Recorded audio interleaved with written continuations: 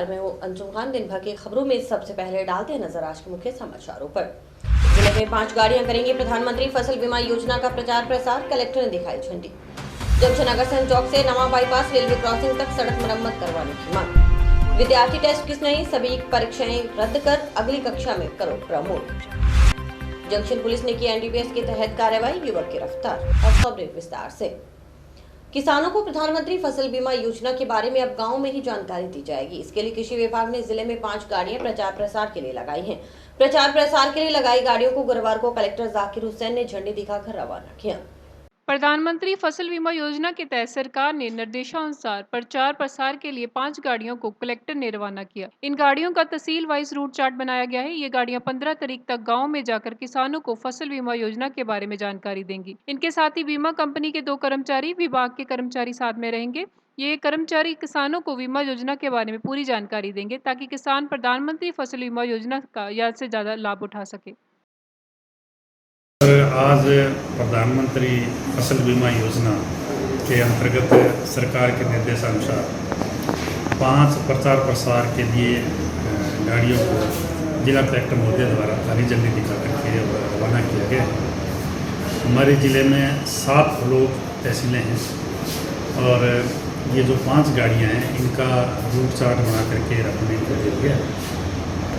ये 15 तारीख तक अधिकांश गांव में जाकर के फसल बीमा योजना क्या है, कितना प्रीमियम देना है, किस तरह से अपने को फार्म अप्लाई करना है, किस तरह से किसान को इससे फ़ायदा हो सकता है, इसके लिए ये प्रचार प्रसार के लिए गाड़ियाँ रवाना की गई है। इसमें जो बीमा कंपनी है उसके आदमी और हमारे विभाग के आदमी, जो कृषि प्रयोगशाला सहायक कृषि अधिकारी है। राष्ट्रीय राजमार्ग संख्या 54 के अंतर्गत हनुमानगढ़ जंक्शन अगरसेन चौक से नवा बाईपास रेलवे क्रॉसिंग तक की सड़क की मरम्मत करवाने की मांग सामाजिक कार्यकर्ता सेक्टर 6 निवासी सुशील बहल ने कलेक्टर को ज्ञापन सौंपकर की है। बहल ने बताया कि जंक्शन स्थित अगरसेन चौक से नवा बाईपास रेलवे क्रॉसिंग तक की सड़क की हालत जर्जर है। हैरानी की बात यह है कि सड़क के बीचों बीच गड्ढे बन चुके हैं। इनमें हमेशा हादसे की आशंका बनी रहती है। इस सड़क से रोजाना हजारों वाहन गुजरते हैं। सड़क जर्जर होने के कारण पूर्व में कई बार हादसे हो चुके हैं, मगर प्रशासन ने इस ओर कोई ध्यान नहीं दिया। बहल ने बताया कि पीडब्ल्यूडी के एससी व्रत बीकानेर से भी दूरभाष पर वार्ता हो चुकी है। इस संबंध में चूरू के अधिशासी अभियंता से दूरभाष पर बात हुई तो उन्होंने बताया कि इस कार्य की निविदा भी प्रकाशित हो चुकी है और कार्य आदेश भी जारी कर दिए गए हैं। 23 किलोमीटर स्टोन और 31 किलोमीटर स्टोन तक 8 किलोमीटर डामर की सड़क का निर्माण होना है, जिसकी लागत करीब 2.25 करोड़ रुपए बताई गई है। जिस समय यह निविदा प्रकाशन की गई थी उस समय सड़क में गड्ढे नहीं थे। अब ठेकेदार द्वारा कार्य करने में टालमटोल किया जा रहा है। ज्ञापन में कलेक्टर से मांग जल्द निर्माण कार्य करवाने की गई ताकि राहगीरों को इस समस्या से निजात मिल सके। आज मैंने जिला कलेक्टर महोदय को एक ज्ञापन देकर यह मांग की है कि राष्ट्रीय राजमार्ग संख्या 54 के अंतर्गत अगरसेन चौक से लेकर नवा बाईपास तक की जो सड़क है वो गड्ढों में तब्दील हो चुकी है। प्रतिदिन इसी मार्ग से हल्के और बाहरी वाहन हज़ारों की संख्या में गुजरते हैं। पूर्व में भी कई छोटे बड़े हादसे हो चुके हैं और भविष्य में भी बड़ा हादसा घटित होने का अंदेशा बना रहता है। अधिशासी अभियंता चूरू से दूरभाष पर वार्ता के अनुसार उन्होंने बताया कि इस कार्य के टेंडर भी हो चुके हैं और वर्क ऑर्डर भी जारी हो चुके हैं। ठेकेदार द्वारा इस कार्य को टाल मटोल किया जा रहा है। आज मैंने जिला कलेक्टर महोदय से यह गुहार लगाई है कि अविलंब इस सड़क का निर्माण कार्य करवाने का कष्ट करें ताकि राहगीरों को इस गड्ढों से निजात मिल सके और भविष्य में कोई बड़ा हादसा घटित ना हो। स्टूडेंट फेडरेशन ऑफ इंडिया तहसील इकाई हनुमानगढ़ की ओर से टाउन स्थित राजकीय पीजी कॉलेज प्राचार्य के मार्फत केंद्रीय शिक्षा मंत्री को पत्र भेजकर सभी परीक्षाएं रद्द करवाने की मांग की है। पूर्व छात्र संघ अध्यक्ष महेंद्र कुमार शर्मा ने बताया कि सरकार परीक्षाओं को लेकर स्पष्ट आदेश जारी नहीं कर रही, इससे विद्यार्थियों को परेशानी हो रही है। कोरोना महामारी तेजी से बढ़ रही है। रोजाना नए नए आंकड़े आ रहे हैं। इसके चलते विद्यालय, महाविद्यालय, विश्वविद्यालय के विद्यार्थी और व्याख्याता पॉजिटिव आ रहे हैं। विद्यार्थी आंदोलन के चलते राज्य सरकार ने परीक्षा नहीं करवाने का निर्णय लिया और सभी कक्षाओं को प्रमोट करने के आदेश दे दिए हैं। मानव संसाधन विकास मंत्रालय की गाइडलाइन के अनुसार सभी राज्यों की स्थिति के अनुसार परीक्षा करवाने के आदेश राज्य सरकार को दिए गए थे। राज्य सरकार ने महामारी को देखते हुए परीक्षा नहीं करवाने का फैसला लिया और सभी कक्षाओं को स्थायी प्रमोट करने के आदेश दिए हैं। मगर अब मानव संसाधन विकास मंत्रालय की फिर गाइडलाइन आई है, जिसमें हर हाल में परीक्षा करवाने के आदेश हैं, जिसके चलते विद्यार्थी पशुपेश की स्थिति में हैं और अभिभावक भी चिंता में हैं। एसएफआई की मांग है कि परीक्षाएं रद्द कर अगली कक्षा में स्थायी प्रमोट किया जाए। होश में आओ, होश में आओ। इनकलाब जिंदाबाद, जिंदाबाद, जिंदाबाद। असफाई जिंदाबाद, जिंदाबाद। मानव संसाधन विकास मंत्रालय को पत्र भेजा है। हम विद्यार्थी आए हैं आज और गवर्नमेंट कर्मचारियों के मार्फत एक ज्ञापन भेजा है। हमने सरकार से ये बात कही है, विद्यार्थी को टेस्ट किट नहीं है जिसको टेस्ट कर करके आप कि कोरोना महामारी चल रही है कि विद्यार्थी को टेस्ट कर लो। अगर किस विद्यार्थी को कुछ हो गया, हम रमेश जी पोखरियावाल से, मानव संसाधन विकास मंत्रालय से भी और राज्य सरकार से भी ये प्रश्न करते हैं कि ये कोरोना महामारी तेज गति से बढ़ रही है, इसका जिम्मेवार कौन होगा? ये दर ये बीमारी बढ़ रही है और विद्यार्थी मानसिक तनाव में आ चुका है। हमारी मांग है कि तमाम परीक्षाएं, तमाम क्लास सबको प्रमोट किया, स्थायी प्रमोट किया जाए। अगर नहीं करते हो तो विद्यार्थी आंदोलन करेगा, जिसका जिम्मेवार सरकारें होगी। दिन पूर्व मुख्यमंत्री महोदय की अध्यक्षता में माननीय उच्च शिक्षा मंत्री महोदय की उपस्थिति में और अन्य अधिकारियों की उपस्थिति में परीक्षा के संबंध में बैठक हुई थी, जिसमें मुख्यमंत्री महोदय ने उस समिति में सभी परीक्षाओं को कोरोना महामारी के चलते उनको निरस्त कर दिया गया है। अंतिम वर्ष की परीक्षा होने वाली थी, सभी विश्वविद्यालयों ने अपना टाइम टेबल जारी किया गया था। इसी के तहत फिर जो कोरोना महामारी के बढ़ते हुए प्रकोप की रोकथाम को मद्देनज़र रखते हुए इस परीक्षाओं को एक बार निरस्त कर दिया गया है। लेकिन इसी के बीच 2 दिन पूर्व यूजीसी द्वारा गाइडलाइन जारी की गई थी, उसमें बताया गया था कि अंतिम वर्ष की परीक्षाएं सितंबर के लगभग करवाने का विचार है। टाउन के वार्ड 46 बरकत कॉलोनी में नगर परिषद की ओर से घरों के बाहर किए गए अतिक्रमण को जेसीबी मशीन से हटा दिया गया। नगर परिषद की इस कार्रवाई में वार्ड वासियों ने विरोध प्रकट किया है। वार्ड के नागरिकों का कहना था कि नगर परिषद ने पहले कोई सूचना नहीं दी और न ही कोई नोटिस दिया। नगर परिषद टीम अचानक वार्ड में पहुंचकर अतिक्रमण हटाने लगी, इससे लोगों को काफी नुकसान हुआ है। वार्डवासियों ने बताया कि अतिक्रमण हटाते समय वार्ड की एक गली में करीब 20 पानी की टूटियां तोड़ दी गई हैं। इससे घरों में पानी की सप्लाई नहीं हो पाई, साथ ही थड़े, दीवारें आदि तोड़ दिए गए हैं। वार्डवासियों ने नुकसान की भरपाई करने की मांग नगर परिषद से की है। उनका आरोप है कि नाप टीम ने बिना बताए नुकसान किया है। इसे लेकर वार्डवासी नगर परिषद में धरना प्रदर्शन करेंगे। वार्ड नंबर 46 बरकत कॉलोनी 4 वाली गली है। यहाँ पे नगर पालिका वालों ने कोई सूचना नहीं दी, कोई किसी को कुछ नहीं बताया। एकदम अचानक आए, जेसीबी ले गए और सारों भी टूटी वगैरह और थड़े वगैरह है, देखो कितना नुकसान करके गए हैं। मैं ये चाहता हूँ प्रशासन से, ये कोई इंसाफ की बात है क्या? अगर जो कोई काम ही करना था तो पहले सूचना या कोई सूचित या कोई नोटिस वगैरह देना चाहिए था प्रशासन को। अब यहाँ पे बेचारों गरीब आदमी देखो कितना नुकसान है। तो मैं ये चाहता हूँ भाई, जो ये नुकसान हुआ उसकी भरपाई कौन करेगा?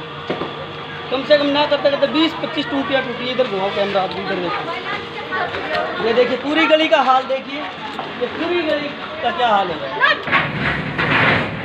ये जो खड़े हटवाए जा रहे हैं, यहाँ पानी निकासी के अंदर और सफाई कर्मचारियों को सफाई करने में दिक्कत हो रही है और जिससे पूरा प्रॉपर पानी निकासी नहीं हो रहा। बरसात का मौसम है, इसलिए पानी निकासी सही ढंग से हो, नालियों को दुरुस्त करवाया जाएगा और इसलिए ये खड़े हटवाए।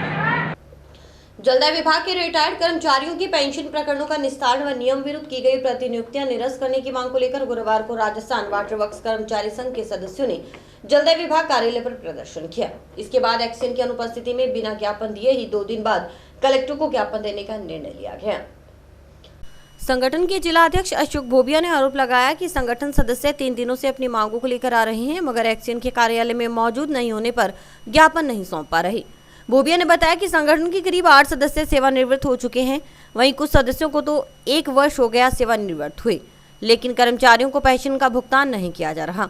जिसके चलते सेवानिवृत्त कर्मचारियों को आर्थिक परेशानी का सामना करना पड़ रहा है। वहीं कर्मचारियों को साप्ताहिक अवकाश नहीं मिलने और दिन में 12-12 घंटे काम किए जाने का भी विरोध किया गया। बोबिया ने बताया कि विभागीय शासन सचिव द्वारा 4 अगस्त 2005 को कर्मचारियों के स्थानांतरण प्रतिनियुक्ति विभागीय मंत्री के आदेशों के बाद ही किए जाने के निर्देशों के बाद वृत्त और उपखंड कार्यालय द्वारा किए गए स्थानांतरण और प्रतिनियुक्तियां निरस्त कर दी गई थी। हमारे कर्मचारियों की काफ़ी समस्याएं हैं, उसके ज्ञापन देने के लिए हम पिछले 3 दिनों से लगातार प्रयास कर रहे हैं, लेकिन अध्यक्ष ममता पिछले 3 दिनों से अपनी सीट से लापता है। परसों भी आए थे, कल भी आए थे, आज फिर आए हैं, लेकिन सीट में कोई निर्धारित है, अध्यक्ष ममता भी निर्धारित है। ऑफिस के अंदर कोई भी जिम्मेदार आदमी नहीं है जो हमारा मांग पत्र ले सके या हमें कोई संतुष्ट कर सके। तो कल फिर प्रयास करेंगे, अगर अध्यक्ष ममता कल आते हैं तो, अगर नहीं आते तो फिर लास्ट में हमें मजबूरन कलेक्टर साहब को जाकर ज्ञापन देना पड़ेगा। मांगे हमारे कर्मचारियों की समझ में मांगे हैं, सेवानिवृत्त तो काफ़ी निस्तारण नहीं हो रहा है, पेंशन 7-8 कर्मचारी रिटायर हो गए हैं, लेकिन उनको अभी तक पेंशन उनका निस्तारण नहीं हो रहा है। बार बार मांग के बावजूद कोई किसी प्रकार का कोई निस्तारण नहीं कर रहे हैं। कर्मचारी बहुत परेशान हो रहे हैं। कई कर्मचारी 1 साल हो गया रिटायरमेंट हुए, उन्हें अभी तक कोई पेंशन का भुगतान नहीं हुआ, जिससे वो आर्थिक परेशान हो रहे हैं। तो बहुत ही दुखी हालत में वो बेचारा अपना टाइम व्यतीत कर रहे हैं। रोडवेज कर्मचारियों को बकाया भुगतान करने की मांग को लेकर राजस्थान सेवानिवृत्त कल्याण समिति का शिष्टमंडल रोडवेज के एमडी नवीन जैन से मिला। शिष्टमंडल में शामिल पदाधिकारियों ने बताया कि कर्मचारियों को जुलाई 2016 से भुगतान नहीं हुआ है। हालांकि इस संबंध में कोर्ट ने आदेश जारी कर रखे हैं, मगर इसके बावजूद भुगतान नहीं किया जा रहा। इससे कर्मचारियों के समक्ष आर्थिक संकट गहरा हुआ है। ज्ञापन के माध्यम से रोडवेज कर्मचारियों ने कोरोना के बाद आंदोलन को तेज करने की चेतावनी दी है। जुलाई 2020 को राजस्थान रोडवेज सेवानिवृत्त कल्याण समिति का शिष्टमंडल एमडी नवीन जैन से मिला और उनको अवगत कराया गया कि राजस्थान रोडवेज के सेवानिवृत्त कर्मचारियों को जुलाई 16 से भुगतान नहीं किया गया है। उनकी हालत दयनीय है और उनको अतिशीघ्र उनका भुगतान किया जाए। इस बाबत कोर्ट द्वारा भी आदेश दिए जा चुके हैं और नहीं करने पर उनकी अवमानना के आधार पर भी आदेश किए जा चुके हैं। फिर भी राजस्थान रोडवेज प्रशासन व सरकार इस तरफ ध्यान नहीं दे रही है और रोडवेज सेवानिवृत्त कर्मचारियों को भुगतान नहीं किया जा रहा है। इसका ज्ञापन दिया गया और आगे जो रणनीति अगर नहीं किया गया, ये कोरोना के बाद जो ये मामला चल रहा है, पूरा प्रशासन खुलने के बाद आंदोलन किए जाएंगे और जैसा भी आंदोलन कल्याण समिति तय करेगी उसको किया जाएगा। जंक्शन पुलिस ने कार्रवाई करते हुए 2 युवकों को नशे में इस्तेमाल होने वाली टैबलेट सहित गिरफ्तार किया है। जानकारी के अनुसार सोनू पुत्र देवराज निवासी हाउसिंग बोर्ड कॉलोनी व जसकरण उर्फ जस्सा पुत्र तारा सिंह निवासी संतवीर कॉलोनी जंक्शन को गिरफ्तार किया गया है। पुलिस ने आरोपियों के कब्जे से 500 नशीली टैबलेट जब्त की है। इसके साथ ही घटना में प्रयुक्त मोटरसाइकिल को भी जब्त कर लिया गया है। उप निरीक्षक लालचंद सोखल और सुरेशिया चौकी प्रभारी इंदिरा के नेतृत्व में पुलिस टीम ने कार्रवाई की। वहीं मामले की जांच गोलवाला थाना प्रभारी बिशन सहाय कर रहे हैं। सुरेशिया चौकी प्रभारी श्रीमती इंदिरा एएसआई ने सूचना दी किसी आदमी को संदिग्ध को रोक रखा है, उसकी तलाशी ली जानी, जिस पर मैं मेरे जाब्ता से मौका पर पहुंचा था। वहाँ तक उनकी तलाशी ली, 500 टैबलेट 2 पैकेट ट्रामाडोल मिले थे। इसके आधार पर दोनों मजदूरों को सोनू और जस्सी को अरेस्ट किया। जांच थानाधिकारी गोलूवाला श्री विष्णु साहिब जी के। आबादी क्षेत्र में चल रही वेल्डिंग की दुकान को बंद करवाने की मांग को लेकर गुरुवार को पीलीबंगा तहसील के गांव खरलिया के ग्रामीणों ने कलेक्टर को ज्ञापन सौंपा। प्रतिनिधिमंडल में शामिल पंच मिट्ठू सिंह ने बताया कि 15 LGW खरलिया निवासी बसर सिंह वार्डों में आबादी भूमि में अवैध रूप से वेल्डिंग वर्कर्स की दुकान चला रहा है। दुकान से दिन भर शोर शराबा होता है। इससे आसपास के लोगों को परेशानी का सामना करना पड़ता है। साथ ही दुकानों के आगे भारी वाहन भी आकर खड़े होते हैं।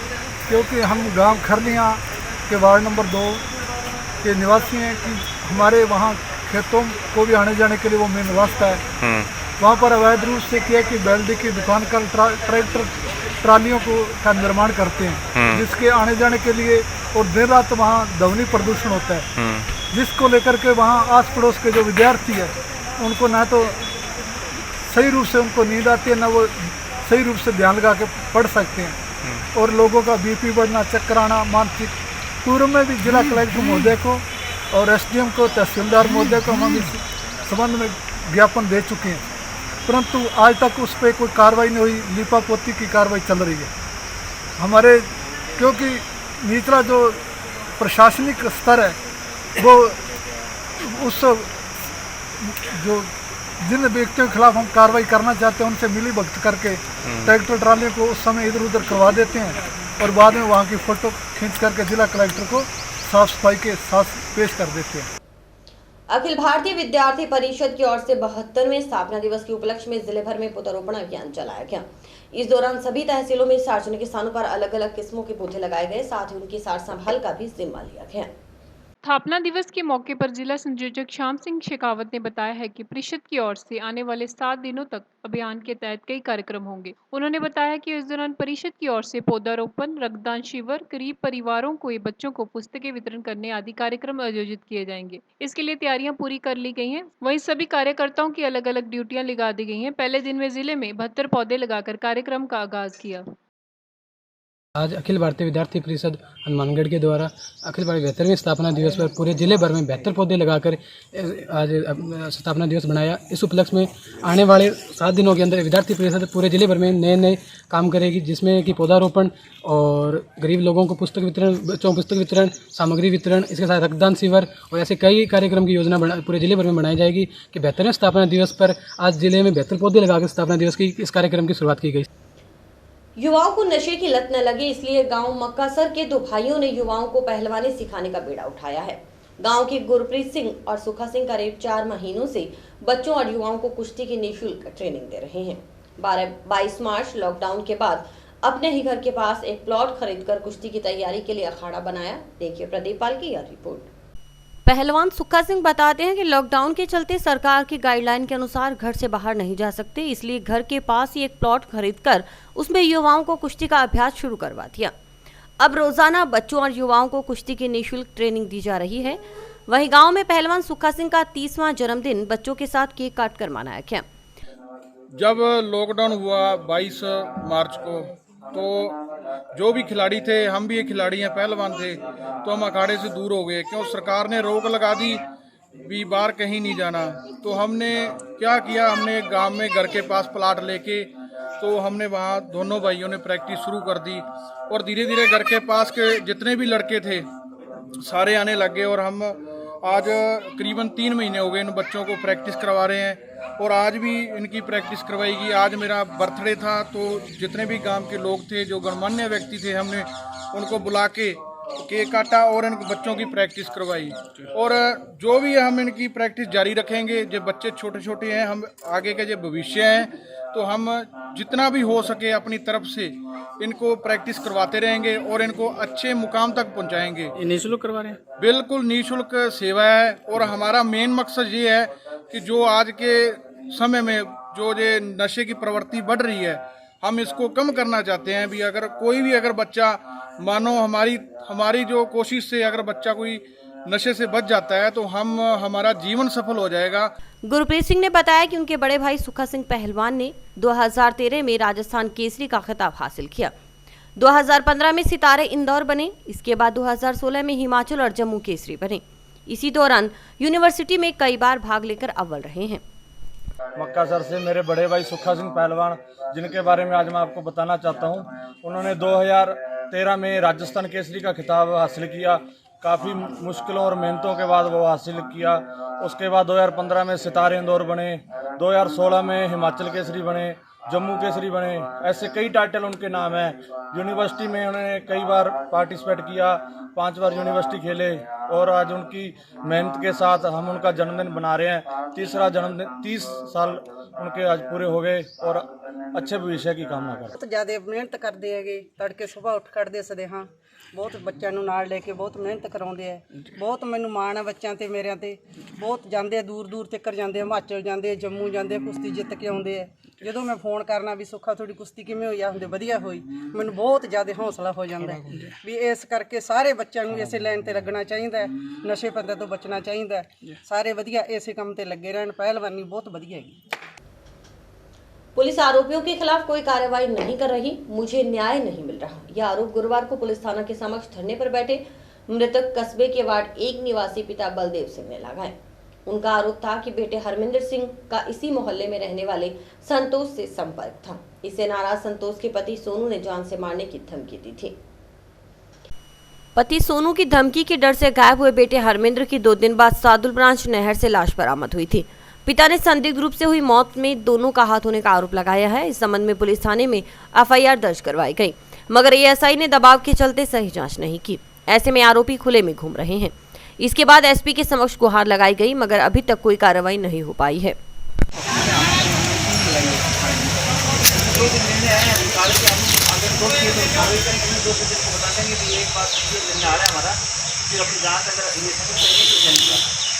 ठीक है ना, अपने आपस में ये करें कि हमारा कोई दबाव पार्टी का दबाव वगैरह नहीं करें, यही दबाव नहीं, हम सही करने के दबाव में गलत नहीं कर जाए इस मामले में, इतना ही है।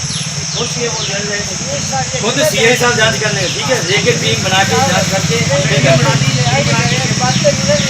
मैं हरमिंदर सिंह की सिस्टर हूँ। हमारे पूरे 1 महीना हो गया है, ठीक है, हमारी अभी तक कोई सुनवाई नहीं हो रही है। जो भी हम बोलते हैं उनको यही बोला जाता है कि आप लोग गलत हो। तो बता दें कि हम किस जगह पे गलत हैं। हमारे घर से हमारे घर का चिराग गया है, हम किस तरह से चुप बैठ जाए, बताओ आप लोग। अगर हमारा लड़का गलत था तो इन्होंने हमें आके घर पे कहना था भी आपका लड़का गलत है। जो बात थी हमें आके बताते, आज वो गलत कैसे हो गया। हमें सिर्फ इंसाफ चाहिए। पूरे 1 महीने से इन लोगों ने हमारी सुनवाई नहीं की है। बुला लेते हैं, भेज देते हैं, बुला लेते हैं, भेज देते हैं। किस लिए? हम गरीब हैं इसीलिए, वो पैसे वाले हैं इसीलिए। जब उनके पास पावर है, हमारे पास पावर नहीं है। गरीब आदमी की सुनवाई क्यों नहीं होती? क्यों नहीं हो रही है हमारी सुनवाई? क्योंकि हम गरीब हैं, हमारे पास पैसा नहीं है। हमारे घर का चिराग आज पूरे 1 महीना हो गया उसको घर से गए हुए, पर किसी ने, यहाँ के दरिया सिंह ने भी हमसे आके ये नहीं पूछा भी क्या बात हुई थी, क्या नहीं। हमसे कुछ तो पूछताछ करते, ना हमसे हुई है ना उनसे। उनसे तो एक बार भी ये नहीं पूछा गया कि हाँ क्या बात है, ना ही उनसे कुछ कार्रवाई की गई है। ना ये हुई है कि मेरा ब्रदर हरमिंदर सिंह सोमवार को नाइट ड्यूटी पे गया था, 8/6 को नाइट ड्यूटी पे गया था, ठीक है, नहीं हो गया। सुबह 9 बजे वो हॉस्पिटल से निकलता है, पर वो घर पे नहीं पहुंचा। हमें दूसरे दिन पता चला कि वो नहर पे है, क्योंकि हमें उसका सामान नहर पे मिला था। एक लावारिस हालत में मिले युवक को पुलिस ने गुरुवार को अकाल की फौज अनाथ आश्रम संस्था को सौंप दिया है। जानकारी के अनुसार ताफिबुल रहमान हिंदी और पंजाबी भाषा बोलता है। 9 जुलाई को लावारिस हालत में घूमता हुआ पुलिस को मिला था। इधर उधर जानकारी जुटाकर पुलिस ने संस्था को सौंप दिया है।